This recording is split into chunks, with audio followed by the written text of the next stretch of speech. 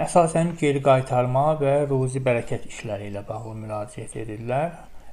Geri qaytarma deyəndə, yəni küsmüş sevgililəri ilə barışmaq nəzərdə tuturlar.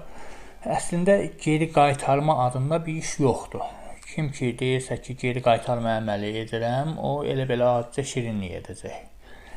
Geri qaytarmaq üçün, yəni küsən sevgilini geri qaytarmaq üçün baxıb problemin nədə olduğunu görüb, həmin problemi aradan qaldırmaq üçün iş görmək lazımdır. Misal üçün, arada başqa qadın varsa və yaxud da başqa kişi varsa, əməl zadı varsa və yaxud da problem sizin tərəfinizdə və yaxud da qarşı tərəfdədirsə, bunları bilib buna görə iş görmək lazımdır. Yəni, baxmadan iş görmək olmur və baxmadan görülən işə də qaranti vermək olmur. Geri qaytarma adında bir iş yoxdur.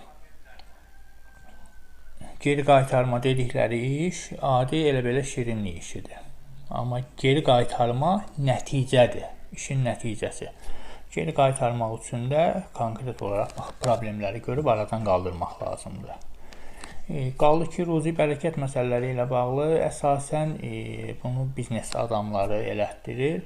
İşlərinin zəif getməsi ilə bağlı çox vaxtda işlər zəif gedəndə elə fikirləşirlər ki, əməl zadı var, onun təsiridir. Amma həmişə əməl zadının təsiri olmur. Bu hansısa pis, belə deyək ki, dostların və yaxud da ortaqların səbəb olması ilə də ola bilir.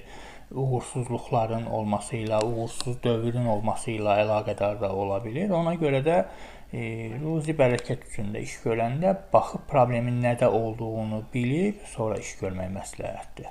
Elə olanda görülən işə qarantiya da vermək olur.